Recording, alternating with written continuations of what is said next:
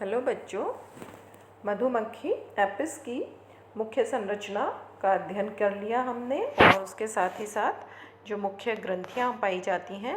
व्यावसायिक रूप से पालन करने के लिए जो बहुत ही आवश्यक भी होती हैं उनका अध्ययन करने के पश्चात आज हम एपिस अर्थात मधुमक्खी की विभिन्न प्रभेद जो हैं, कास्ट जो हैं, उनका अध्ययन करेंगे। कास्ट्स का अर्थ यहाँ पर ये है कि हमने इंट्रोडक्शन में ही पढ़ा था कि मधुमक्खी जो हैं वो सोशल इंसेक्ट है, सामाजिक कीट है। सामाजिक कीट का अर्थ होता है कि समूह में रहने वाले वे प्राणी जिनमें कि श्रम विभाजन होता है और सब विभिन्न प्रकार से एक समूह के कार्य को संपूर्ण करते हैं, उनको निश्चित ड्यूटीज़ या कर्तव्य दिए जाते हैं। तो इस आधार पर अगर हम हनी बी की जो एक कॉलोनी होती है जिसे हम हाइव कहते हैं उसमें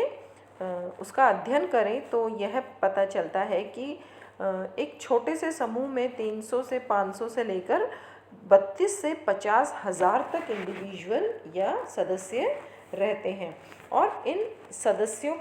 की संख्या के आधार पर ही किसी कॉलोनी को कमज़ोर या सशक्त माना जाता है। और इस कॉलोनी में मुख्य रूप से 3 प्रकार के सदस्य होते हैं जिनमें क्वीन बी, रानी मधुमक्खी, वर्कर और ड्रोन या फर्टाइल मेल्स होते हैं। तथा इन विभेदों के आधार पर या प्रभेदों का जो मुख्य आधार होता है उनकी संरचनात्मक विभेदन होते हैं, डिफरेंसेस होते हैं मॉर्फोलॉजिकल, और साथ ही साथ में उनका जो फंक्शनिंग है, कार्य करने का जो प्रारूप होता है वह भी भिन्न होता है। अतः इसी आधार पर हनी बी को पॉलीमॉर्फिक स्पीशी भी कहा जाता है। पॉली मीन्स होता है मैनी, मॉर्फिक इज संरचनात्मक, अर्थात वे जातियां जिनमें एक से अधिक संरचनात्मक प्रभेद पाए जाते हैं। मधुमक्खी में मुख्य रूप से किसी भी हाइव में या किसी भी स्पीशी में हम देखेंगे तो ये 3 मुख्य प्रभेद हैं जिनमें क्वीन, वर्कर और ड्रोन्स हैं जो कि फर्टाइल मेल्स होते हैं। इनके मुख्य कार्य अगर हम देखें तो क्वीन बी का मुख्य कार्य अंड निर्माण या अंडोत्सर्ग करना होता है और जो फर्टाइल मेल होते हैं इनका मुख्य कार्य रानी मधुमक्खी को मेट करना या जनन उनके साथ में जनन प्रक्रिया को संपूर्ण करना और एक कॉलोनी या हाइव के अन्य जितने भी कार्य होते हैं उनमें नर्सिंग अर्थात छोटे लार्वा जो हैं उनको नर्स करना, उनकी देखभाल करना, भोजन प्रदान करना, छत्ते का निर्माण करना, सफाई करना तथा पॉलन, नेक्टर आदि का संग्रहण करना, ये सभी कार्य वर्कर्स को दिए जाते हैं। अगर हम संख्यात्मक रूप से देखें तो एक छत्ते में सामान्यतः एक रानी मधुमक्खी पाई जाती है और अधिकतम संख्या में वर्कर्स होते हैं जो कि अलग अलग जातियों में अलग अलग होते हैं और ये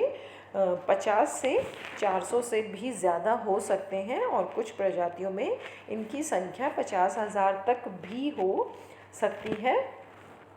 और अगर मेल जो फर्टाइल मेल्स हैं, ड्रोन्स हैं, उनकी संख्या सामान्यतः हनी बी जो होती हैं उनमें 100 से 500 तक और बम्बल बी में 50 तक होती है।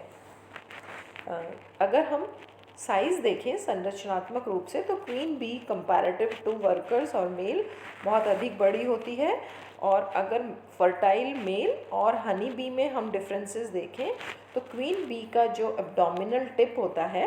वह ट्रायंगुलर होता है पीछे की ओर से, जबकि मेल का फर्टाइल मेल का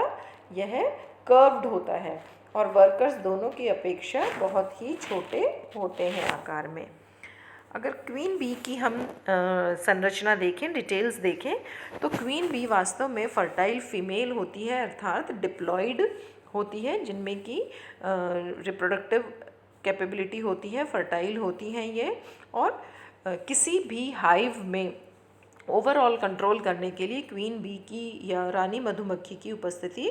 अति आवश्यक होती है और साइज़ के अकॉर्डिंग भी यह बाकी सबसे कंपैरेटिवली बड़ी होती है और स्ट्रॉन्ग होती है और जो लेग्स होते हैं, स्टिंग होता है, अन्य जितनी भी संरचनाएं हैं कंपैरेटिवली बड़ी होती हैं, तथा जो एब्डोमेन है उसका पोस्टीरियर या पश्च जो टिप होता है, जैसा कि अभी ऊपर चित्र में दिखाया, वह भी एनलार्ज होता है और बाहर की ओर निकला रहता है, जिसे ओविपोजिटर कहा जाता है। और रानी मधुमक्खी का जो स्टिंग होता है, दंश जो होता है, डंक, वह एज अ डिफेंस ऑर्गन और कभी कभी अटैक के लिए भी काम में लिया जाता है, जब नप्शियल फ्लाइट में किसी दूसरे हाइव की रानी मधुमक्खी को मारने के लिए भी यह काम में लिया जाता है। इसके अतिरिक्त क्वीन बी का अगर हम देखें कि फर्टाइल है और एक बार में लगभग 1000 से 1500 एग्स पर डे एग ले करती है, और एग लेइंग के पश्चात इसकी जो लाइफ स्पैन होता है, जीवन काल होता है, लगभग 2 से 3 दिन का होता है। और एग्स की एग लेइंग की जो नंबर है वो स्पीशी टू स्पीशी वेरी करती है, तथा यह माना गया कि अगर ऑन एन एवरेज एक रानी मधुमक्खी अपने जीवन काल में लगभग 6000 अंडे देती है। और दिए जाने वाले जो अंडे होते हैं वे दोनों ही प्रकार के होते हैं, जिनमें कि निषेचित और अनिषेचित अंडे होते हैं। निषेचित अंडों से फर्टाइल फीमेल्स और अनिषेचित अंडों से मेल्स बनते हैं जो कि स्टेराइल होते हैं।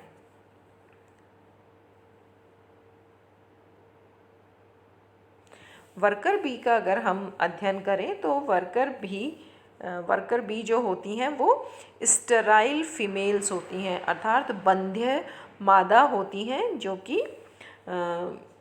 जिनमें जनन क्षमता या जो जनन क्षम नहीं होती, और एक कॉलोनी के या हाइव का जो मैक्सिमम फंक्शन वर्क होते हैं, अधिकतम जो कार्य होते हैं वो इन्हीं के द्वारा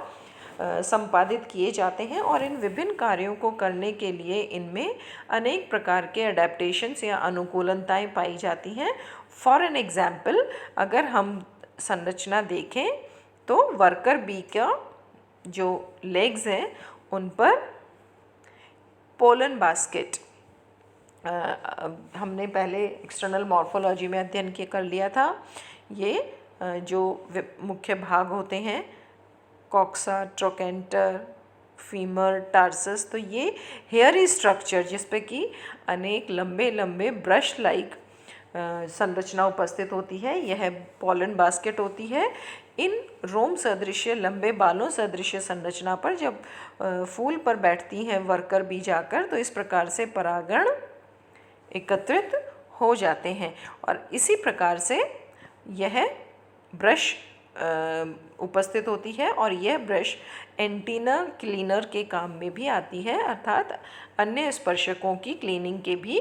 का कार्य करती है। तो इस प्रकार से अगर हम वर्कर बी के मुख्य कार्यों को देखें तो उनमें प्रमुख रूप से शहद को एकत्रित करना, नेक्टर पुष्प फूलों का रस लेकर आना, यंग लार्वा की देखभाल करना, उन्हें फीड करना, नर्स करना, कॉम जो हैं एक हाइव के अंदर जो कोश हैं उनकी सफाई करना, एक छत्ते की रक्षा करना, और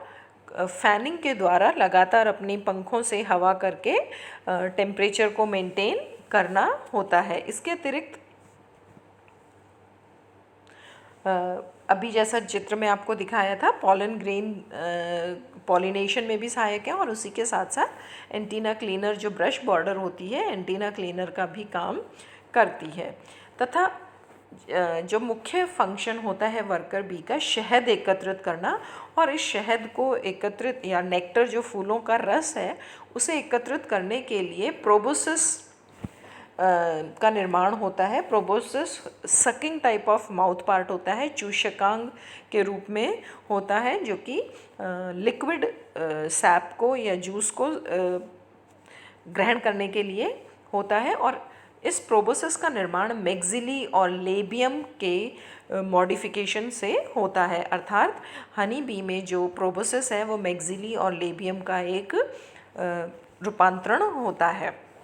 तथा अन्य कार्यों में अगर हम देखें तो जो स्टिंग की उपस्थिति होती है, स्टिंग वास्तव में जो कि फर्टाइल फीमेल है, क्वीन है, उसका जो ओविपोजिटर है, वर्कर बी में यह उसका एक मॉडिफाइड स्ट्रक्चर होता है, जिसमें स्टिंग में अगर हम चित्र देखें तो बाह्य निडल फॉर्म में निकला हुआ स्टिंगर, अंदर की ओर वेनम सैक होते हैं जो कि वेनम ग्लैंड द्वारा सिक्रीट किया हुआ जो वेनम होता है, विष होता है, इन वेनम सैक में उपस्थित होता है। और ये दोनों सैक रिट्रैक्टर मसल द्वारा गार्ड होते हैं, अर्थात इन मसल्स में संकुचन के द्वारा वेनम को त्याग दिया जाता है अपने प्रे की बॉडी में। और जब ये स्टिंग किया जाता है, डंक या दंश किया जाता है मसल्स में, तो इस भाग को वहीं पे छोड़ दिया जाता है, जिससे कि वेनम सैक से धीरे धीरे जो वेनम है या विष है वह प्रे की या शिकार के शरीर में प्रवेश होता रहता है। वर्कर बी जो होती हैं उनका लाइफ स्पैन 4 से 5 महीने होता है, और सब जो जितना भी मैक्सिमम श्रम कार्य होता है एक हाइव के अंदर, वो इनके द्वारा ही संपादित किया जाता है। इस चित्र में आप प्रोबोसिस की संरचना देख सकते हैं। यह प्रोबोसिस है, एक इंजेक्शन के समान संरचना, जैसे कि इंजेक्शन द्वारा हम लिक्विड को ऊपर की ओर सक करते हैं। ये मैक्सिला और लेबियल का मॉडिफाइड फॉर्म होता है। तो इस प्रकार से वर्कर्स हैं जो एक कॉलोनी में सबसे अधिक कार्य को संपादित करते हैं। तीसरा जो प्रभेद होता है वो ड्रोन्स होते हैं। ड्रोन्स फर्टाइल मेल होते हैं परंतु ये हैप्लॉइड होते हैं, अगुणित होते हैं, और इनका जो मुख्य कार्य है कि फीमेल्स के जो क्वीन बी है उसके साथ में नप्शियल फ्लाइट पे जाना, जनद उड़ान पे जाना, और एक हाइव में 200 से 300 तक ड्रोन्स होते हैं। और इनका जो निर्माण होता है अनफर्टिलाइज्ड एग्स से होता है, जो कि पार्थिनोजेनेसिस के द्वारा होता है। पार्थिनोजेनेसिस में सिंगल पेरेंट या वे एग्स जो कि निषेचित नहीं हुए हैं उनके द्वारा इनका निर्माण या उनसे ड्रोन्स का निर्माण होता है। ड्रोन अन्य छत्ते में अन्य किसी कार्य में अपना भागीदार नहीं होते, परंतु ये बहुत वरेशियस फीडर होते हैं, भोजन बहुत अधिक करते हैं, और इसीलिए कंपैरेटिव टू वर्कर्स साइज़ में भी बड़े हो जाते हैं। इस प्रकार